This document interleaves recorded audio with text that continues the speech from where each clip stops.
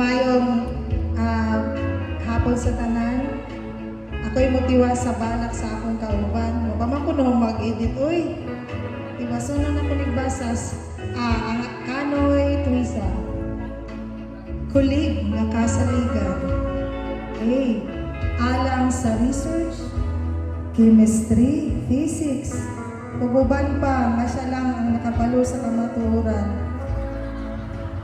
Kitawa, yun, and never gagini siya magduha-duha sa paghatag sa iyang oras, bisag nakabutang do not disturb, sudlon gihapon kay mangutana.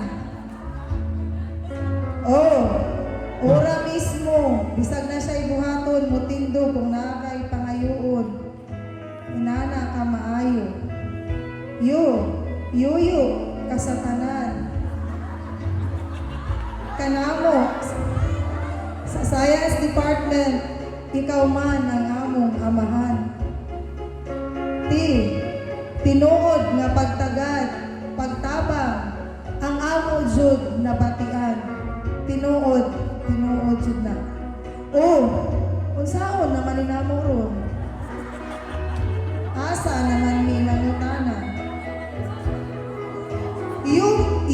Kanoy, tinuod, Unsaon naman namo ni ron? Tuisa, sakto ba na? Okay, ay, imong kahibalo, usa ka suga, sa kangitmit, nga among nabatian, namong tanan. Ang ilaw, nga ngit-ngit, among nabatian. Zamboanga del Norte Division, hinaot magpabilin ka, aron para connected raghapon mi sa imuha.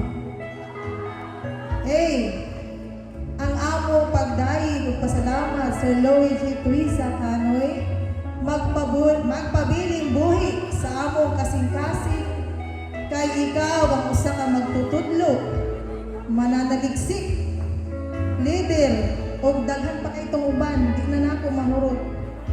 Karon, principal na ka sa Pimagas, mag-amping ka dito, kay kabaludyo ko sa dalan, kay dito pud ko gikan.